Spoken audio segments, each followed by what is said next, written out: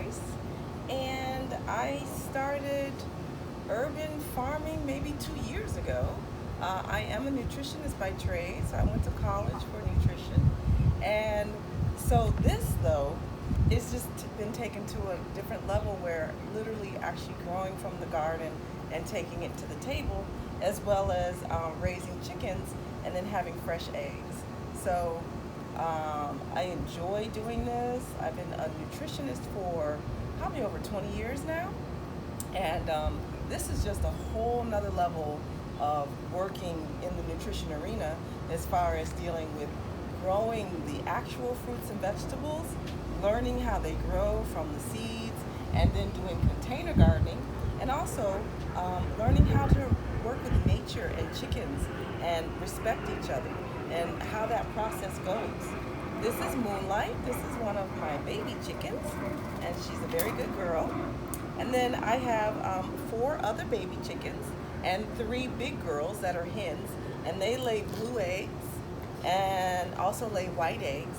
And once some of the babies get bigger, they're going to lay brown eggs eventually. And so we're just really trying to farm from the backyard to our table and start urban farming.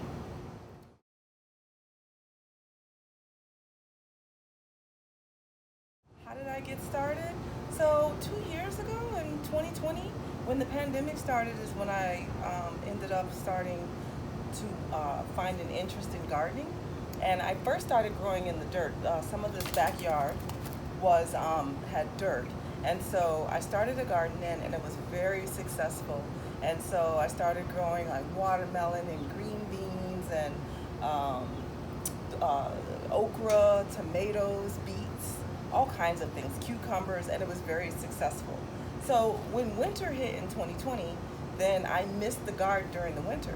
And so I really wanted to figure out how to garden year round. And so we ended up getting greenhouses and doing containers instead of doing it in the dirt. And so now we do container gardening in greenhouses. And when it gets cold, we can turn the heaters on in the greenhouse and zip it up. And the vegetables still grow very well, the fruits grow very well, and we just have to make sure that it gets enough water. But it's been pretty successful. So that's how I started, literally when the pandemic started. And I guess what triggered me was seeing all these long lines at the grocery store and not feeling like I wanted to wait in line outside of the grocery store for my turn to get inside. And so that triggered me to kind of start wanting to grow out of my backyard.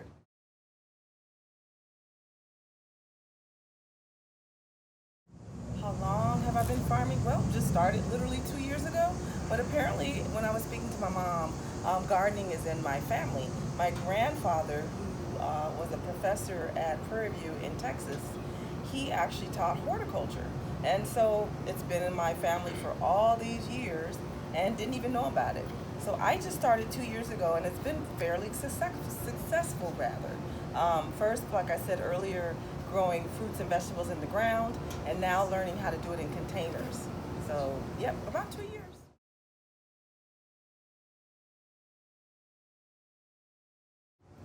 So some of the things that I chose, I felt that we would need to sustain ourselves. So we have peanuts in the garden for protein. We actually have soy for protein, so I have some soy pods growing, beets for iron, carrots for vitamin A. I have a banana tree in the other greenhouse, and in the banana tree will provide potassium. We have, what else? Chickpeas, protein, black eyed peas are growing. Oh goodness, I have watermelon growing and a fruit tree that's going to produce nectarines and olives. So I figured we would need a little bit of fat. Between the peanuts and the olives, we'll have fat, and that's a good source of vitamin E as well. And I have a fig tree on the other side in the other greenhouse. You know, just some things that are high in fiber. So I kind of looked at what a basic diet would need. And my family, the majority of us are vegan. Not all of my family is vegan, but the majority are vegan. And I kind of looked at our lifestyle and tried to decide, you know, what kind of foods would we need to sustain a healthy vegan diet. Trying to grow avocados as well. Let's see, we have tomatoes, avocados, bell peppers. That's a good vitamin C. Cucumbers, rice. I'm actually taking a stab at growing rice. I'm growing oats. The oats turned out really well. Then I can make, grain, bread, and oat milk. Looking at, we're growing soy. I can make soy milk or, make some tofu and things like that, have protein. I also have buckwheat that we're growing so we can make flour. So that's kind of how I went along the way of trying to figure out how to grow different things from looking at the food pyramid. So we would need grains, we would need protein, we need fat, we need fruits and vegetables. And then with the chickens are an added bonus because we don't eat the chickens, but I'm the only one who kind of really eats the chicken eggs. And then recently I started selling the eggs. So the chickens help assist with the garden as well because the eggs, the shell, it gets crushed up and put in the compost. And then the chicken feces or the chicken poop is also used as fertilizer for the garden. So it all comes around together, and then we're also able to eat the fresh eggs, which have a completely different taste than the eggs that you would see in the grocery stores. And also, as you can see, my chickens are running around, they're happy, they are free range, they eat very healthy, I know what I feed them. And so that's kind of how I just decided to grow certain things from, just looking at what we need and what we like and what we eat on a daily basis. So, yeah.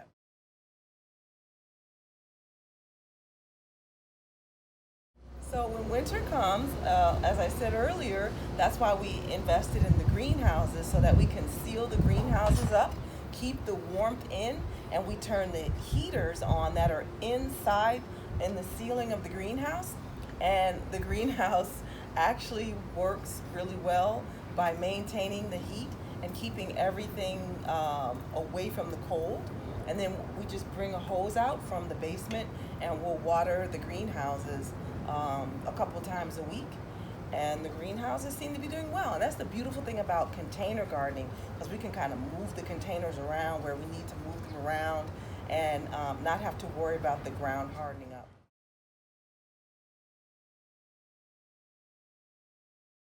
I love farming. It's been such a joy just understanding like kind of what our ancestors have gone through as far as farming. I think that's in our DNA. I think we definitely, living in the city, we don't have that luxury of being able to farm as much as, if we were in the suburbs with big land or in the South or living in Mississippi somewhere. But farming is just amazing. Just taking the time, investing the time and the money and planting seeds and actually watching these fruits and vegetables come to life and grow. It's just an experience. Coming to the coop and seeing eggs in the coop has been amazing. Just pulling out, raising these chickens as babies and watch them grow and just find their purpose, and they know their purpose. It's interesting, inside the coop, they know which room they want to go in and lay their eggs, and that's where they go.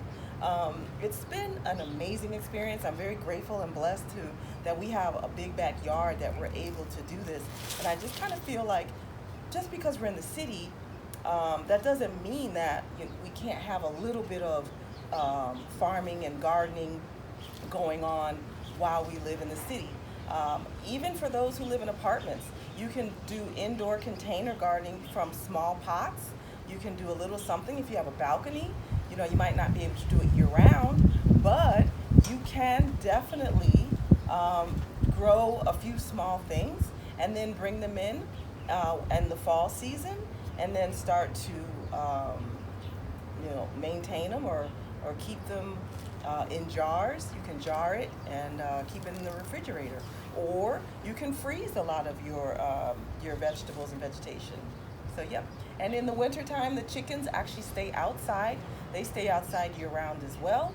They have a heater in the ceiling of their coop, but their feathers also tend to keep them warm. So right now in this hot season, they are a little overheated. Sometimes we have to spray them down just to kind of cool them off. But do I love gardening? Absolutely. I've learned so much. Some things have, failed.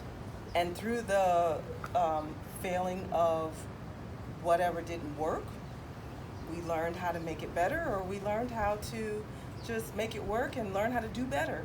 So it's been a wonderful experience, and some of the things that I didn't know, I just look it up on YouTube University and figure it out, and voila, it works. So we have 2 greenhouses full of fruits and vegetables, and I'm really excited to see how this winter's harvest is going to go. But love gardening very much. It's very rewarding. The food is delicious. It's very nutritious. I don't use pesticides, which makes a huge difference. Again, like the eggs that are natural and organic makes a big difference in taste. The same goes with the vegetables and the fruits. I use a little bit of neem oil or hydrogen peroxide to kind of keep the bugs down. And it's all natural, and it's very healthy for the plants. So I love what I do. And I think Miss Shirley had asked me, what body parts do you use when you're gardening? And so somebody who has bad knees, you can still garden, just get a stool, sit in a chair. And that's the other thing I like about container gardening, because you can bring the container up to the table level, and you can bring it to your level.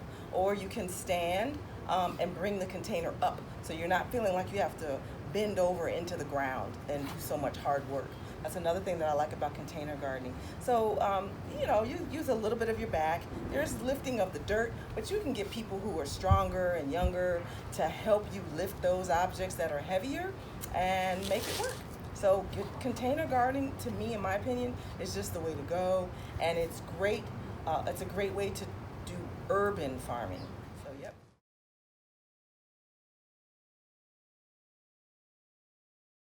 So this is one greenhouse that we have. And in this greenhouse, you can come on in with the camera. And we have cucumbers. Now, why this cucumber is yellow, I'm not sure. But this is a big cucumber. It's huge. And there's other little cucumbers that are starting to try to grow. Then we have little tomatoes that are going to start to grow here. These are green beans. This is dandelion leaves. This big tree here is going to be peanuts, but the peanuts will come underground. Okay, so that's really interesting. This is going to be a lime tree. This is a cocoa tree, and it's doing really well. Over here, we have thyme. This is some herbs, thyme. This is in between the weeds here. And the interesting thing is, believe it or not, come honey, come. Here, come honey, go ahead. You can eat it. So even the birds know, they like to eat the green vegetation as well. Go ahead. And these are oats. So now we have to take each of these and start to harvest it and get the oats in between each little leaf there. There's oats. These are beets. Our beets grew really, really well. So this is really exciting. And these all came from the container. The beets are ready to go. I can take these beets, I can clean off the leaves and eat the leaves, and then I can also eat the beets or juice the beets. Very delicious. This is rice. This is rice growing in this container. These are my carrots, growing really well back here. The wheat is ready to be harvested. What else do we have? Stuff is to kind of run into each other. We have soy back here. I don't know if you can see the soy. Here are the soy pods, if you can see. That's what they look like. There's some soy pods. Yes, here's some more soy. We have tomatoes. If you can see the red tomatoes growing. This is watermelon here. This is corn. We have corn growing. We actually have ginger. This is ginger in this pot.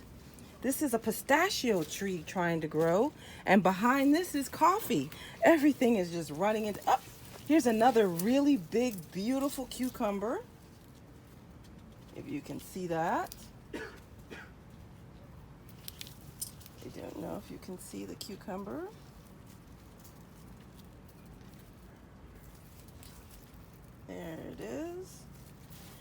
Here's the coffee tree. I mean, things are just going really, really well.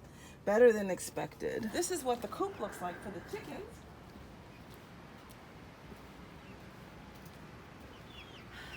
So they have, even when they're caged up, they still are able to run free. And then of course, when I come out in the morning, they like to come and run the whole yard, literally. And they're able to do that. So this little one here is a blue egg layer. And this little one here should be a brown egg layer. They like to eat fruits and vegetables just like we do. And then they also, there's their water container and their food container. And then they have food on the other side as well. So they also like to take dirt baths. They have buckets in here to take dirt baths, which is really interesting. And these are things you just find out by just watching what chickens do, and of course, YouTube University. And then over here is another greenhouse. And this greenhouse, we have bell peppers trying to grow. Some bell peppers here. This is going to be a fruit tree. This is asparagus. We tried to start some asparagus. Kale here, spinach. This is greens, collard greens. Now, interestingly, a bug got to my collard greens, so I had to fix that. This is lettuce coming up. This is sugar cane. This huge thing is sugar cane here. This is going to be an apple tree. And then we have more tomatoes. Our sunflowers didn't make it. We have here banana peppers and jalapeno peppers. This is a fig tree here. This is the olive tree. And this big one here is the banana tree. So the banana tree is doing really well. And down here we have a coconut tree trying to start to grow. Next to here we have chickpeas, and behind there are going to be black-eyed peas. So the other thing with container gardening, if you notice what I did so that everything would not be on the floor and take up so much space, I ended up putting in tables so that we could have double layers, you know, things on the ground and things above the ground. And then over here is some spinach trying to sprout out. So this is new, and can't wait till the spinach is ready to make some good salads. Avocado didn't make it, but we're gonna try again. Some things made it, some things didn't. Most things made it, so I'm very proud and very happy with the success of how everything is doing well. I don't know, butterflies and caterpillars and all kind of bugs, flies, and grasshoppers have found their way into the greenhouse. It's interesting how nature would just find its way in and help themselves. So this is one of the natural products that I use, neem oil, and it helps to keep the pests and the bugs down. So I need to apparently get some more because they got my greens, but we're gonna try again. But this is good. Hydrogen peroxide is good as well, and it also gives the plants oxygen. So these are the greenhouses and the chicken coop. And I'm Karen Coruthers Brice, and thank you so much for joining me today for Urban Gardening.